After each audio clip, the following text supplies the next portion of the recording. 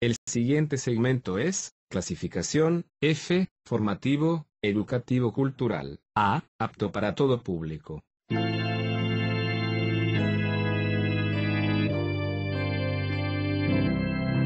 Bienvenido a Hora de Estudio Bíblico con nuestro maestro el Dr. Lehman Strauss. Este estudio es el resultado del tiempo personal con el Señor, el ministerio pastoral y la experiencia en conferencias bíblicas del Dr. Lehman Strauss. Él nos instruye y alienta con la enseñanza de la palabra de Dios. Ahora, el Dr. Strauss. Queremos agradecerles a todos nuestros oyentes por sus oraciones y apoyo a este ministerio.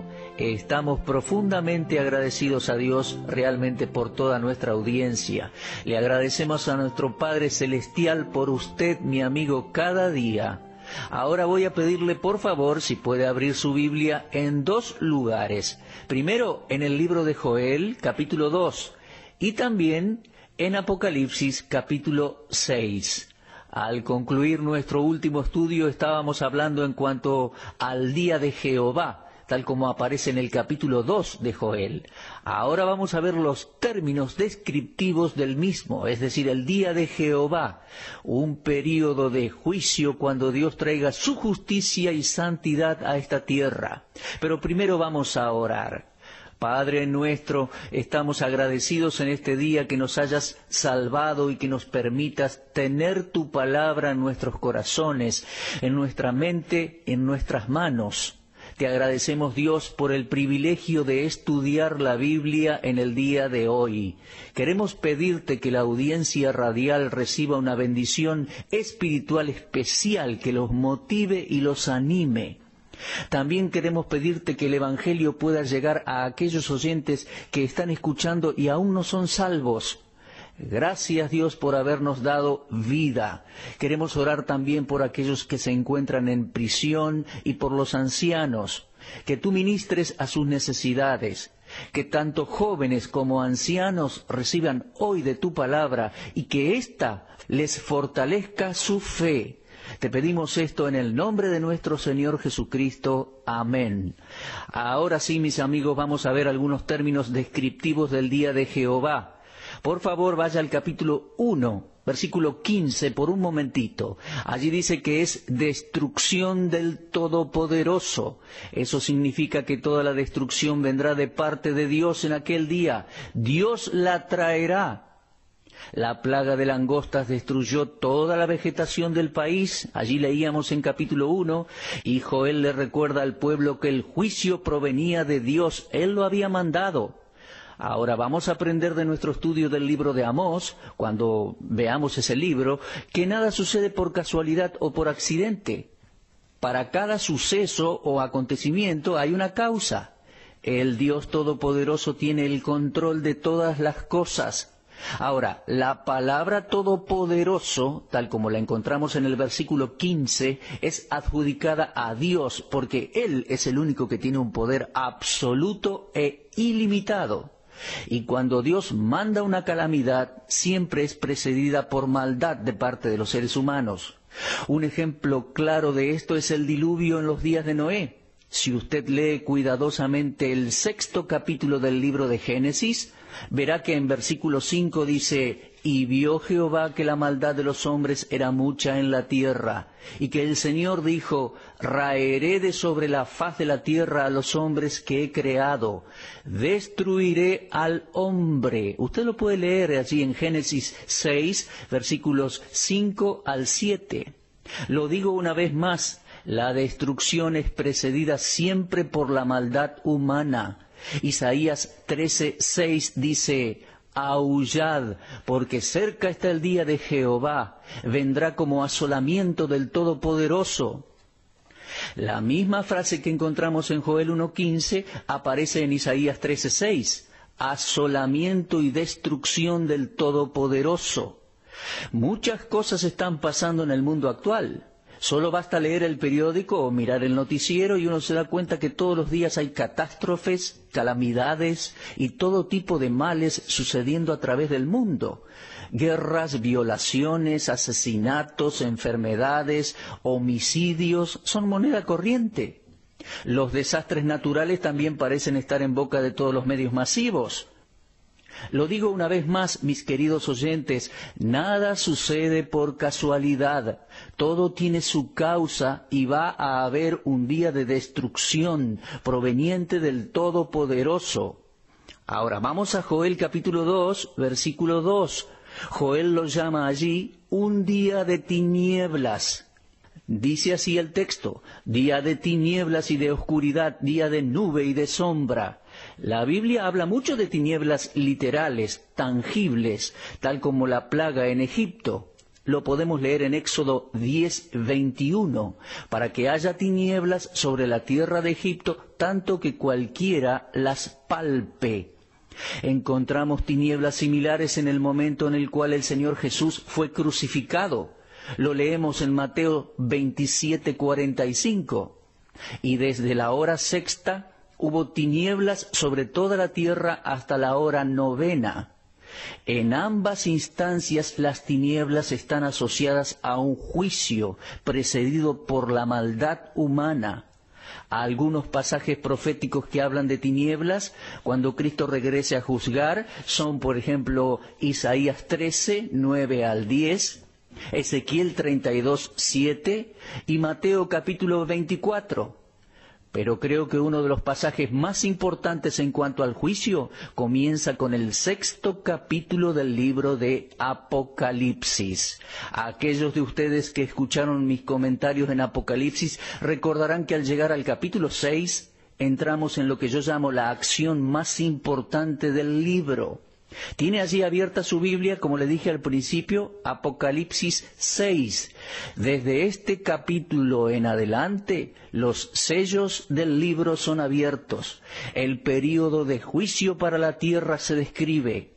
Cristo es el Cordero que tiene el título y el derecho de la tierra, y por ser el Creador y el Redentor, va a tomar el mando. Los capítulos previos, es decir, el 4 y el 5, son escenas celestiales. Los creyentes ya habrán sido, o mejor dicho, ya habremos sido raptados, y para aquel momento también habremos recibido las coronas. Luego el Señor Jesús tomará el control y la tierra deberá recibirle. Para eso se necesita que primero el justo juicio de Dios se lleve a cabo para con los habitantes de la tierra que le rechazaron. Ese es el período de juicio que comienza en Apocalipsis capítulo 6. Isaías lo llama el día de la venganza de Dios. Lo puede leer en Isaías 61:2. Muchos de nosotros tenemos la idea de que Dios es un Dios tierno y amoroso, y sí que lo es. Pero va a haber un día en el cual Dios va a hacer pagar a los pecadores por su pecado. Ese día se llama el día de la venganza de Dios. Ahora estamos viviendo en un tiempo de gracia y, mis amigos, podemos obtener la salvación gratuitamente. Los pecadores pueden ser redimidos en la actualidad, pero va a venir un día de juicio. Dios no va a tolerar la maldad del corazón del hombre por más tiempo. Ese día se acerca y yo creo que está cada vez más cerca. ¿Cuándo sucederá? Cuando nuestro Señor regrese a esta tierra. Pero por ahora, el trono de Dios no es de juicio, sino de gracia, mi amigo. El día en que el trono de juicio sea establecido se acerca y el juicio va a recaer sobre toda la humanidad. De eso estaba hablando ya Joel antiguamente. El día de Jehová es un día de juicio, es el día de destrucción, también es llamado día de tinieblas, y tanto la escena en Apocalipsis 6 como la escena en Joel 2 es una escena de juicio. El trono se trata de un trono de juicio. Uno ve la profecía de Daniel capítulo 9, la profecía de las 70 semanas, cumpliéndose allá en Apocalipsis. Y uno de los 4 seres vivientes será el vocero allá en Apocalipsis 6, vocero que anunciará el juicio. Joel estaba describiendo ese juicio y dice que será un día de destrucción y de tinieblas. Ahora bien, yo mencioné algo en cuanto a tinieblas literales y tinieblas tangibles, pero las tinieblas también son utilizadas en la Biblia en modo figurado, como símbolo de ignorancia o ceguera espiritual. Pablo dijo de los incrédulos que tenían el entendimiento entenebrecido. En Efesios 4:18 leemos, teniendo el entendimiento entenebrecido, ajenos de la vida de Dios por la ignorancia que en ellos hay. Y también en Efesios capítulo 5 y versículo 11 leemos, y no participéis en las obras infructuosas de las tinieblas, sino más bien reprendedlas. Ahora, para el creyente en Cristo, las tinieblas pasaron. Y Juan en su primera epístola dice en el capítulo 2 y versículo 8, porque las tinieblas van pasando y la luz verdadera ya alumbra. Y luego leemos en Efesios 5:8, porque en otro tiempo erais tinieblas, mas ahora sois luz en el Señor, andad como hijos de luz. Joel dice que hay tinieblas asociadas con la oscuridad. ¿Puede verlo allí en el versículo 2? Esto denota tristeza y abatimiento, lo que lleva al desánimo y a la depresión. Así fue el día en que Israel fue invadido por Asiria. Y será un día semejante cuando la profecía de Joel alcance su cumplimiento final en el marco del futuro día de Jehová. Todos los redimidos del Señor nos podemos regocijar de que Él nos ha librado del poder de las tinieblas y nos ha trasladado al reino de su amado Hijo. Sí, existe un día de penumbras y abatimiento en el camino de la humanidad. Es un día de destrucción, un día de tinieblas, y eso es lo que el libro de Apocalipsis, comenzando con el capítulo 6, nos dice también. Tenemos que tener en mente que este juicio es futuro. Es que la Escritura dice, no os engañéis, Dios no puede ser burlado, aquello que el hombre sembrare, eso también cosechará. Además encontrará que ese día se trata de un día de aflicción. El libro de Joel, capítulo 2, versículo 11, dice así, fuerte es el que ejecuta su orden, porque grande es el día de Jehová, y muy terrible, ¿quién podrá soportarlo? En Abdías, versículos 14 y 15, como así también en Sofonías 1, 14 y 15, se nos habla del día de Jehová como un tiempo de aflicción. Eso significa un período en el cual habrá mucho dolor, ansiedad y conmoción emocional y mental. Joel usa la palabra terrible, indicando que será una experiencia horrible y deprimente. Además de la maldad humana, cada juicio de Dios también ha sido precedido por una advertencia, mi amigo, lo cual es interesante y reconfortante a la vez para mí. Dios nunca ataca sin antes dar una advertencia. Antes de enviar el diluvio, levantó a Noé para que predicara el Evangelio por 120 años a las personas que le dieron la espalda. El mundo lo podría haber evitado. Pero ese juicio divino a través del diluvio en la época de Noé fue precedido por una advertencia solemne de Dios. Ahora, ¿de qué juicio está advirtiendo Dios a su pueblo aquí en Joel capítulo 2, versículos 1 al 11? Bueno, desde ya que no se trata de una mera plaga de langostas. Si bien hubieron destrucción, tinieblas y angustia durante la plaga del capítulo 1, el día del que Joel está hablando aquí en capítulo 2 es descrito en un lenguaje poco común. El versículo 2 dice, ni después de él lo habrá en años de muchas generaciones. Entonces el cumplimiento inmediato sucedió cuando Asiria invadió Israel, cerca del tiempo de Joel.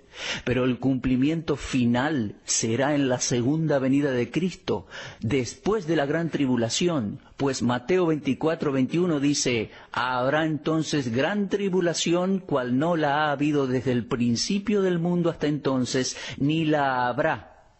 El Señor Jesús describió el día del juicio tal como lo hizo Joel. Las Escrituras son consistentes, son armoniosas. No hay contradicciones en la Biblia. El lenguaje descriptivo allí en Joel 2:2 se parece demasiado a lo que dijo el Señor Jesús en Mateo 24:21. por lo cual no podemos aislarlo por completo de los eventos futuros de la gran tribulación y la segunda venida de Cristo. Si estos versículos en Joel capítulo 2, versículos 1 al 11, pueden ser explicados proféticamente, y yo creo que sí, entonces la plaga de langostas, por la cual el pueblo sufrió, solo fue un preludio del sufrimiento que está por venir. Entonces prestemos atención porque tenemos aquí una mezcla única de distintos tiempos y eventos. Estos versículos no pueden dejarse como una plaga de langostas centralizada en Judá en la época de Joel, allá, hace muchos siglos. Tal como las langostas devoraron todo, un gran ejército y su poder arrasador son la similitud más cercana. Tal como las langostas, el ejército asirio vino del norte y devastó la tierra. El profeta estaba usando la plaga de langostas para simbolizar la esencia del juicio de Dios. Estaba hablando de guerreros reales bajo la figura de langostas reales. Sí, Joel estaba hablando a sus compatriotas allí en capítulo 2 de su libro, versículos 1 al 11, haciendo sonar una alarma a causa de la calamidad inminente. Es por eso que no podemos asumir que la frase «el día de Jehová» siempre significa el final del tiempo o del siglo y el comienzo del reinado de Cristo. Pero no estamos de acuerdo con nuestros hermanos que insisten en que Joel estaba hablando solamente de una plaga de langostas y nada más. Joel, sin lugar a dudas, estaba hablando de un juicio futuro, y ese juicio concuerda con todo lo que nos enseña la Biblia en otros pasajes. Uno no puede leer el discurso del Monte de los Olivos en Mateo 24 sin ver que Joel estaba mirando hacia la segunda venida de Cristo. Uno no puede leer el libro de Apocalipsis desde el capítulo 6 en adelante y no darse cuenta de que lo que Joel estaba diciendo está totalmente de acuerdo con lo que dice el apóstol Juan en cuanto a la segunda venida de Cristo a esta tierra. Se trata de una escena de juicio. Me parece muy necio de nuestra parte creer que este mundo puede tener paz mientras hombres malvados estén a cargo de distintos países. Después de la Primera Guerra Mundial surgió la Liga de Naciones, pero fracasó. Luego, después de la Segunda Guerra Mundial también surgió la Organización de las Naciones Unidas, la cual es un fracaso también. El Tribunal de Nuremberg reveló que Alemania había violado 69 tratados entre los años 1933 y 1941. Esto solo es un preludio de lo que sucederá inmediatamente después del rapto de la Iglesia. El jinete del caballo bermejo en Apocalipsis, probablemente la misma persona que haya montado el caballo blanco, revelará su identidad en ese momento. No se tratará del príncipe de paz, se tratará de un impostor. Imagínese un mundo sin paz alguna. Eso es lo que va a suceder en la tierra. Y Joel estaba describiendo aquel día. Él dijo que será un día de aflicción. Él dijo que será un día de tinieblas, un día de destrucción. Y ese día viene literalmente, no en sentido figurado, mi amigo. Tenemos que tener en cuenta, mis queridos, que lo que Dios dice en la Biblia proféticamente va a suceder, va a acontecer. Una de las evidencias más importantes que tenemos para demostrar la inerrancia de la Biblia son las profecías bíblicas cumplidas. Mire, de no tener ninguna otra evidencia para probar la inspiración de la Biblia, lo haría a través de las profecías que se cumplieron. Eso para mí es prueba de que la Biblia es inspirada por Dios y la acepto de esa manera, como la palabra de Dios sin errores. Ahora, tal como las profecías se han cumplido, las que se han predicho y están sin cumplir, tienen que cumplirse. En Joel capítulo 2 versículos 1 al 11 suena allí la alarma. En primer lugar, la alarma de un juicio inmediato a través del ejército asirio. Pero mirando hacia el futuro, al día en el cual el juicio de Dios venga a esta tierra en la segunda venida de Cristo, en la batalla de Armagedón, las naciones serán castigadas y los individuos juzgados por su maldad. Sí, estimado oyente, hay un juicio por venir y Joel lo llama el día de Jehová. Ahora, usted notará en Joel capítulo 2 que hay una convocatoria a una asamblea. Esto es importante ya que la gente es congregada para escuchar lo que Dios tiene que decir. Entonces los llama para que escuchen, y ahí tenemos lo que dice Joel 2:12 en adelante. Por eso, pues, ahora dice Jehová, convertíos a mí con todo vuestro corazón, con ayuno y lloro y lamento.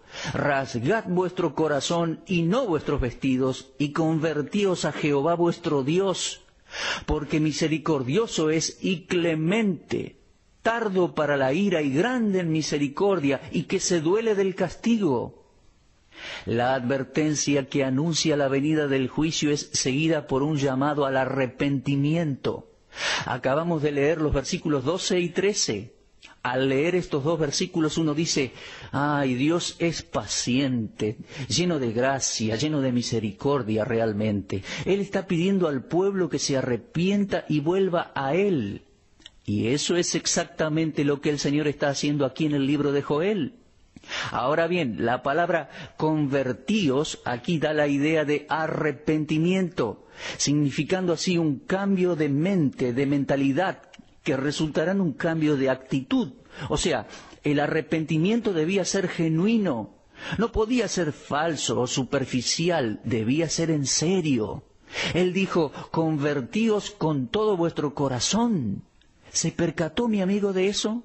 En otras palabras, tenía que ser de todo corazón. Es posible que sus lamentos y ayunos hayan sido muestras externas, pero sin experimentar lo mismo en el corazón. Dios requiere más que eso. No es suficiente con un arrepentimiento fingido y externo. Él le dice a su pueblo que se deben arrepentir de todo corazón, o sea, con todo su ser, espíritu, alma y cuerpo. El llamado de Dios a su pueblo fue, vuelvan a mí con todos vuestros corazones. A eso se refiere. Leemos en el versículo 13, rasgad vuestro corazón y no vuestros vestidos.